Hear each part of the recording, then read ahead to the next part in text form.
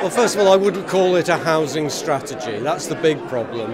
It was a bunch of small but useful things. But anything which then says we put £400 million into a problem the size of the housing problems in the UK can't possibly be a strategy. So I like the bits of it. I particularly like the idea of helping people who can afford a mortgage but not the deposit to buy a house. So I think that's a really good idea, because too many people are stuck without being able to get up to the deposit level. But I don't necessarily believe that home ownership is the answer to our problems, because in Liverpool we deal with lots of people who wish they'd never become owner-occupiers at all. We've had an obsession. Too much money, too much of our national wealth has gone into housing, not enough into manufacturing, not enough into things that would create jobs. So that's absolutely true. And the problem now is that that's inflated values so much that ordinary people can't get a house till they're 40.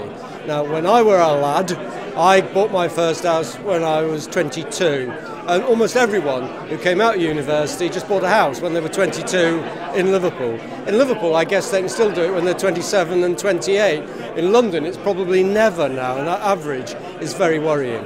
I think it's absolutely vital that 3 or 4 times a year, every chair of a housing association, every senior manager comes and spends some time thinking, talking, debating, and being challenged. And if people leave here with just 2 good ideas to go back to try out in their own housing operation, then it's been worth spending the time and the money to come here.